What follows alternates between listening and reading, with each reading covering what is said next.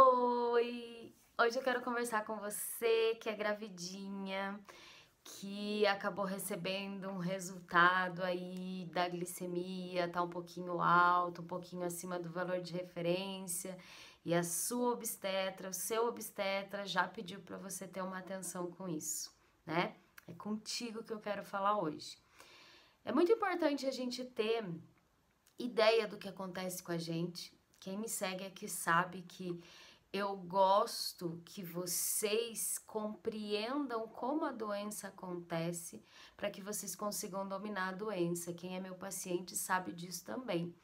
Então, gente, é compreender o porquê isso acontece e em qual situação você está é algo muito importante. Então, a gente precisa conversar de dois momentos aqui: o início da gravidez e do meio para o final da gravidez. No início da gravidez, até a 23ª semana de gestação, quer dizer, um pouquinho além da metade do caminho, se você tem a tua glicemia alterada nesse período, já significa que anterior à gestação você estava apresentando uma certa resistência à insulina. E como não é uma coisa que a gente monitora todo tempo, acabou não percebendo, né? Então, se acontecer uma hiperglicemia anterior à 20ª semana gestacional, dificilmente ela está somente relacionada com a gravidez. Pode ter uma grande relação com a idade materna, né? Normalmente ali gestantes após os 35 anos acabam tendo um risco aumentado. E também pode ter uma relação com o peso do início da gravidez até aquele momento. Do peso do início ou o ganho de peso que se teve até aquele momento, né? Então, são situações que a gente precisa acompanhar e que a gente precisa entender e que vai fazer diferença. Então, por exemplo, vamos supor que você está grávida de 16 semanas, fez um exame de glicemia e a sua glicemia deu uma glicemia superior a 95, né? Então, na gravidez, a glicemia máxima ideal para estar correndo tudo bem, ela deve ficar ali no máximo em 92. Então vejam que já deu uma alterada, que já tá, né, já ultrapassou o limite, e o seu obstetra, ele pode falar de diabetes gestacional com você. Falar, vamos tomar cuidado, né? E pode até dizer que seja um diabetes gestacional. Na verdade, fique atento. Fiquem atentos em família, tá? Por quê? Porque pode estar além de um diabetes gestacional. Pode ser já uma resistência que estava acontecendo anterior à gestação. Agora, se acontecer uma alteração de glicemia posterior à 23ª semana, ali entre a 24ª e a 28ª semana, é importante e já está no protocolo de pré-natal que o médico solicite o teste oral de tolerância à glicose, que é aquele exame do suquinho. E esse exame, ele deve ser composto por 3 momentos, que é o momento do jejum, a gestante ingere, né, a glicose, 75 gramas de glicose. Depois de 1 hora, retira-se mais uma amostra de sangue. E depois de 2 horas, finaliza-se o exame, retirando mais uma amostra de sangue. Então, vejam que o teste oral de tolerância à glicose, ele vai desenhar uma curva de 3 pontos, né? Jejum, 1 hora e 2 horas após esse exame. E é muito importante que ele seja feito nesse período, porque é nesse período que acontecem algumas alterações. Até tem alguns obstetras que chamam a gestação, né, de diabetogênica, né? Por quê?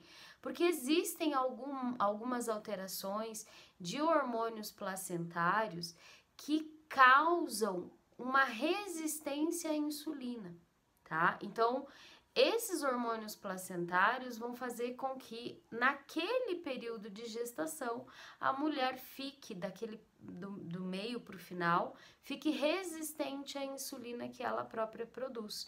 E aí começam a acontecer picos hiperglicêmicos. E não só esses hormônios, mas também outros hormônios que também podem ter alterações aí no período da gestação e que são hiperglicêmicos, a gente fala, quer dizer, eles têm a capacidade de aumentar a glicemia sanguínea, por exemplo, o cortisol, né, que pode ter alteração durante a gravidez, a prolactina. Então, assim, só alguns exemplos aí para vocês, tá? Então, a gente precisa ficar atento a essas situações. Então, hormônios que podem provocar a resistência à insulina e hormônios que vão aumentar a glicemia sanguínea, tá? Então, essas alterações, elas podem acontecer. Então, a gente precisa ficar muito atento a esse detalhe. Tudo que for anterior à 20ª semana e o que for posterior à 20ª semana. Por quê? Porque é diferente. E ainda pode acontecer uma junção, vamos supor que a paciente, ela é diabética, ela já tem o diagnóstico de diabetes já anterior à gestação. E ela tá controlando, tá indo tudo bem até a 23ª semana, correu tudo bem. Dali pra frente começou a desestabilizar a glicemia. Quer dizer, ela chegou até aquele momento numa condição em que ela já sabia como cuidar, ela já estava programando, já estava cuidando, né, da dieta, da atividade física, de tudo isso. E quando chegou nesse momento em que os hormônios podem afetar o controle da glicemia, ela pode ter apresentado uma resistência maior à glicemia, à insulina que ela produz, e isso alterou a glicemia. Então, a gente precisa ficar muito atento a esses detalhezinhos porque a forma de conduzir, a forma de tratar, falando da parte nutricional, vai ser diferente. A gente tem 2 caminhos diferentes para trabalhar, tá? E por isso que muitas vezes mulheres que nunca usaram, nunca precisaram de insulina, no período gestacional acabam precisando, né, para ter esse suporte externo, né, para controle da sua glicemia. Então, é um fator muito importante. Então, saber como direcionar esse início de tratamento é uma coisa muito importante, que a gente precisa ficar atento, tá? E aí, gente, no que se refere à alimentação, ela é o pilar, né, do controle do diabetes. A gente precisa ter essa consciência, né? Durante o período de gestação, a gente escuta muita conversa fiada, tem coisa que me irrita profundamente, sabe? Porque, e a gente sabe que não é por maldade, tá? Mas não tá tudo bem. Por quê? Porque pensem que se você chega para uma gestante e estimula um exagero alimentar com a seguinte frase assim: olha, agora você tá grávida, ai que legal, agora você pode comer por 2, né? Quem nunca ouviu isso? É complicadíssimo essa conduta, esse conselho, ou até mesmo abrir esse desejo dentro de uma mulher, né? Porque comer é algo muito prazeroso, não é verdade? Se alimentar, fazer uma refeição que teoricamente era proibida antes da gestação e que na gestação as pessoas, agora você precisa comer, agora você não pode passar vontade, agora você pode comer por 2. E se tiver grávida de gêmeos, tem aquele engraçadinho que fala, agora você pode comer por 3. Isso coloca essa mulher num risco nutricional muito significativo. A gente precisa ficar muito atento a isso. Gente, porque assim, sério, quem nunca foi mãe aí que tá me ouvindo, não tem ideia do que eu vou falar agora. Mas quem já foi mãe, eu tenho certeza que vai se identificar. Porque assim, o que acontece? Quando a gente fica grávida, a gente fica carente. E sim, existe uma alteração de apetite. E aí as pessoas querem agradar, né? E aí vem aquele pensamento assim, eu tô grávida, eu posso, né? E isso pode prejudicar muito o estado nutricional. Isso pode colocar a saúde da mulher em risco e a saúde do bebê também. Então a gente precisa ficar muito esperto, muito atento com isso, né? E aquilo que eu falei antes, eu sei que não é por mal, mas não tá tudo bem. A gente precisa repensar esses pensamentos, né? Por quê? Porque pode prejudicar muito, tá? Então a gente precisa ter essa consciência. O ganho de peso excessivo nos primeiros trimestres da gestação podem levar também a essa resistência à insulina. Então, não só o fato de estar gestante, que já pode levar a essa resistência por conta de alguns hormônios placentários, né? O que é um hormônio placentário? É aquele hormônio que está presente na placenta, que é algo que antes não estava, que está crescendo por conta da gestação, né? E além disso, o peso alterando pode levar a essa resistência à insulina. O excesso de peso a gente já sabe que leva à resistência à insulina, então a gente precisa ficar muito atento a esses detalhes, tá? Que podem fazer diferença na prevenção aí do desenvolvimento de diabetes, né? Então a gente precisa ficar atento a esse controle. Depois, então, da 24ª semana, que faz o exame, se tiver tudo bem nesse período, dificilmente vai acontecer alguma alteração depois desse período. Tá? E aí o diagnóstico ele já fica impreciso, porque a produção hormonal, a produção de insulina, a produção de outros hormônios corporais acabam ficando alterados pelo próprio processo de gestação, mas não levam aí um desequilíbrio glicêmico como que pode acontecer nesse período. Então a gente precisa ficar bem atento. E esse diagnóstico ele vem mais ou menos assim. Falei para vocês que é importante o teste oral de tolerância à glicose, né? Mas se, por exemplo, a gestante fez uma glicemia de jejum somente, ela não fez o teste oral, e a glicemia de jejum deu superior a 92, já é super recomendado que faça o teste oral, né? Por quê? Porque acima de 92, glicemia de jejum, já é considerado diabetes gestacional, tá? Então é muito importante que a gente tenha esse parâmetro de definição. Depois, quando faz o teste oral de tolerância à glicose, a gente tem ali esses dois momentos, de 1 hora e 2 horas após a ingestão da glicose, né? Que vem na forma daquele suquinho. 1 hora depois tem que estar menor do que 180. Se estiver maior ou igual a 180, também vem o diagnóstico do diabetes gestacional.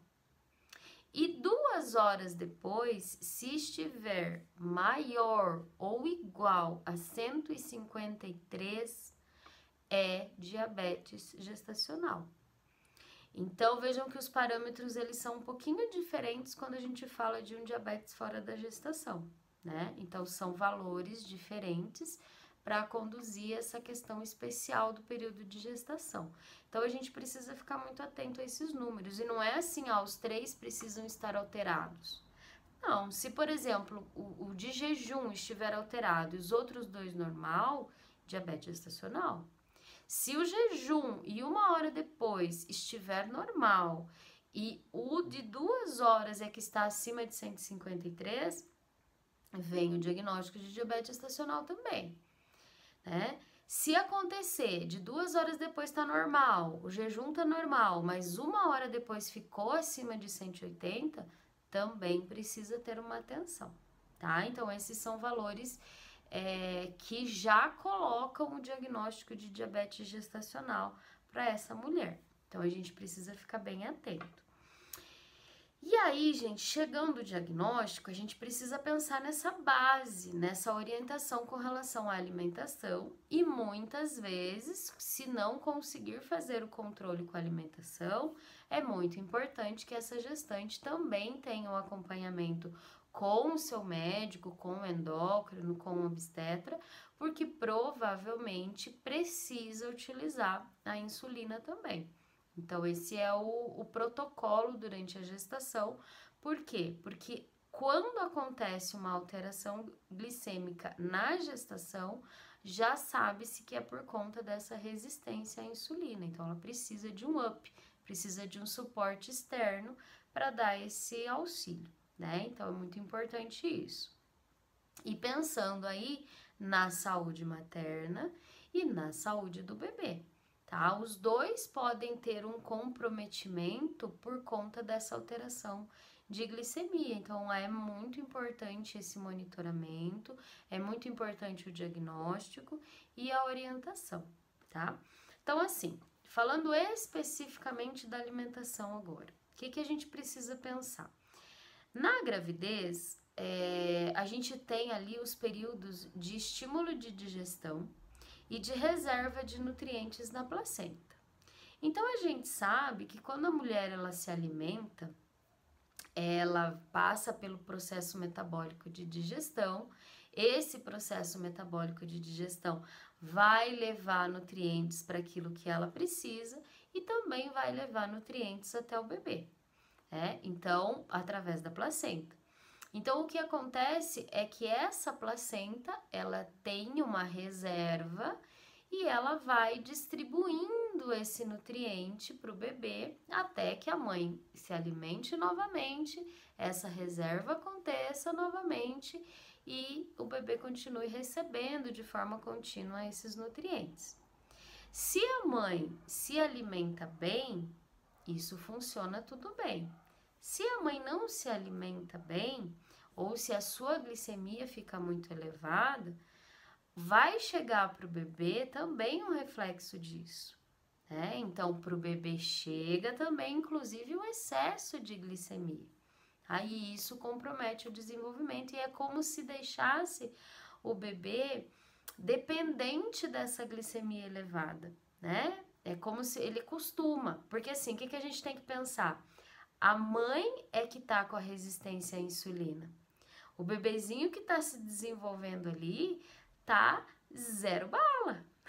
Eu digo assim, tá tudo funcionando direitinho. Então, se eu envio muita glicose pro bebê, o bebê ele vai absorver essa glicose porque ele vai ter a resposta do corpinho dele para produzir insulina para absorver todo esse excesso que fica ali. Então, o bebê ganha peso, o bebê tende a ficar o que a gente chama de bebê gig, né? Um bebê grande. E quando esse bebê nasce, que corta o cordão umbilical, que esse bebê para de receber esse excesso de glicose, se não houve um controle durante a gravidez, esse bebê pode ter um quadro grave de queda de glicemia, porque ele continua produzindo muita insulina como se ele fosse receber mais, né? Ele estava acostumado com isso dentro do útero da mãe. Então, essa é uma complicação que pode comprometer a saúde do bebê depois do parto. Então, é muito importante que a gente reflita, não é só pensando na saúde da mulher, na saúde do bebê também, né? Nessa estabilidade após o nascimento e também pensando aí em não ter complicações no momento do parto, né? Uma glicemia mal controlada dificulta a cicatrização, né? Pode ter aí uma hemorragia no momento do parto, então a gente precisa realmente levar a sério o diabetes gestacional e controlar para que não comprometa nem a saúde da mãe nem a saúde do bebê, tá? Então, falando da alimentação, saber como não deixar essa glicemia tão elevada é algo muito importante. E pensando nesse próprio processo de armazenamento da placenta que nós estávamos falando anteriormente, é importante que a mulher tenha um estímulo frequente de alimentação. Uma mulher grávida não deve ficar muito tempo sem se alimentar, né? Ela precisa ter uma alimentação em pequenas porções, mas várias vezes ao dia, para auxiliar no controle do peso, na frequência com que chega a variedade de nutrientes para o bebê e também para o auxílio no controle de uma glicemia boa. Também não pode ficar nem elevada e nem muito baixa, né? Precisa ter esse suporte, precisa ter esse auxílio. Então, é nesse sentido que é muito importante a gente fazer um monitoramento alimentar. As estratégias para controle, né, da glicemia com alimentação, elas não são diferentes das orientações que a gente faz para um paciente que tem diabetes tipo 2, por exemplo, né? Por quê? A gente não vai fazer uma restrição calórica e a gente também não vai fazer uma restrição de carboidratos. Muito pelo contrário, a gente precisa equilibrar para que não fique nem excesso e nem falta. Não pode sobrar, mas também não pode faltar para o desenvolvimento do bebê. Então, esse equilíbrio nutricional, ele vai ser muito importante nesse sentido. Então, você que está gestante, que teve o diagnóstico do diabetes gestacional, não restrinja da sua alimentação qualquer e todo o carboidrato de uma forma descontrolada. É importante equilibrar. A gente precisa pensar na qualidade do carboidrato que você vai consumir. O que eu quero dizer com isso? Se eu for consumir um pão, é bom que seja um pão que tenha fibras, né? Que seja um pão integral, por exemplo. Ou que o que eu acrescente nesse pão seja algo rico em proteína e rico em fibras, para auxiliar no controle. A proteína ela vai ser um grande aliado da gestante. Por exemplo, pão com ovo, né? Já vai ser um aliado, vai equilibrar, vai auxiliar. Se for um pão integral ainda, melhor ainda, né? As frutas também são grandes aliados para essa estabilidade, para manter uma glicemia legal, para manter uma glicemia ali em níveis bons. Então, isso é muito importante que a gente pensa nisso, tá? Então, ter essa frequência com o consumo de frutas, não em quantidade, né? Mas em variedade distribuídos no dia. Isso auxilia muito. O mesmo no momento do almoço e da janta, equilibrar a refeição, ter fonte de fibra, ter fonte de carboidrato, de proteína, é muito importante. Então ali o arroz, feijão, a carne e a salada de forma equilibrada, tá excelente, tanto para o desenvolvimento do bebê, como para o equilíbrio do ganho de peso da mãe e glicemia da mãe. Então é muito importante a gente pensar nisso, equilibrar. À tarde, a mesma coisa, né? Evitar ficar fazendo preparações elaboradas. A gente já falou algumas semanas atrás sobre a carga glicêmica dos alimentos, né? Quanto mais eu misturo um alimento, mais eu deixo esse alimento com uma carga glicêmica alta, né? Então, se eu tenho muitos ingredientes numa preparação, por exemplo, num bolo, né? Eu vou ter uma carga glicêmica elevada nessa preparação. Vamos pensar num bolo de fubá, que é um bolo que as pessoas não culpam ele, né? É um bolo simples, é um bolo que não tem cobertura, é um bolo que não tem recheio, então tá tudo bem. Vamos pensar no bolo de fubá, gente. Eu gosto muito de dar esse exemplo para os meus pacientes diabéticos. Pensa assim, um bolo de fubá, ele tem eu vou pensar numa receitinha minha aqui. Ele tem trigo, ele tem fubá, tem algumas receitas que vai o amido, também o amido de milho, né? Aí tem o açúcar, o ovo, tem o óleo, tem o fermento. Na minha receita vai um pouquinho de erva doce e, enfim, eu já falei mais de 6 ingredientes aqui, né? Só pensando num bolo simples de fubá. Eu nem coloquei goiabada, eu nem coloquei nada para deixar ele como sendo, as pessoas considerando assim, é uma guloseima, né? Então, o que eu tô fazendo quando eu preparo um bolo? Eu tô misturando ingredientes, né? E eu estou fazendo de uma forma com que o corpo absorve rapidamente. Por que eu tô fazendo dessa forma? Eu tô misturando, eu tô batendo, é fácil de mastigar, é fácil de digerir, não tem nada que dificulte essa digestão. Então, além de ter uma concentração alta de nutrientes numa única preparação, ele também é absorvido rapidamente pelo corpo. E isso faz com que a glicemia suba rapidamente e que esse pico, que essa subida, ela seja alta, né? Então, por isso que a gente tem que ter atenção. As tardes de uma grávida são tardes que precisam ser muito bem planejadas, principalmente se ela desenvolveu diabetes gestacional, porque são momentos em que esse tipo de preparação pode aparecer. Então a gente precisa ficar muito atento a esses horários, equilibrar da mesma forma, né? Não vai ficar sem comer, não, nem deve ficar sem comer. Mas pensa, eu preciso ter uma alimentação equilibrada. Então, o que seria melhor, então, uma melhor escolha? Por exemplo, vamos fazer um sanduíche natural.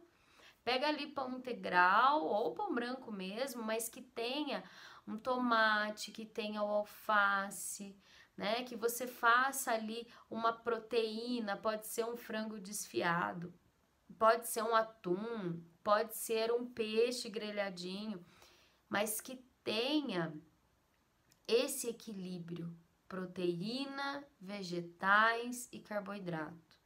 Aí a gente consegue ter um controle maior, aumenta a saciedade, porque a proteína ela promove isso, né? Na gestação é excelente e o auxílio pro desenvolvimento do bebê também é um suporte importante, proteico, e vai auxiliar no controle glicêmico também, né?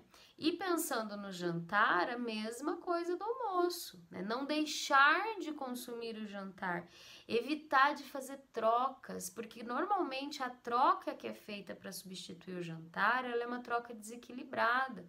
Tem gente que toma leite com bolacha, tem gente que come um sanduíche com com café ou com suco, né? Tem gente que faz pão, café, leite, pão com margarina. Quer dizer, você desequilibra porque não é uma refeição completa e normalmente é pobre em fibras. E isso pode comprometer aí para gestante. Então fica a dica, né? Equilibre a refeição. Isso vai auxiliar muito no controle do diabetes durante a gravidez.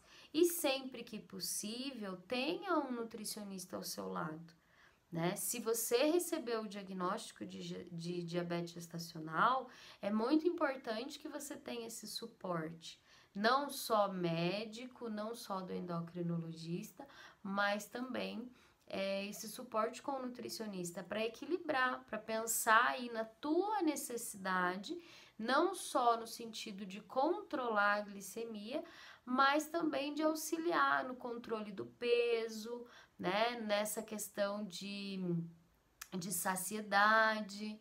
Muitas vezes acontecem aí alterações no funcionamento do intestino durante a gravidez, então a gente precisa ficar atento a isso também.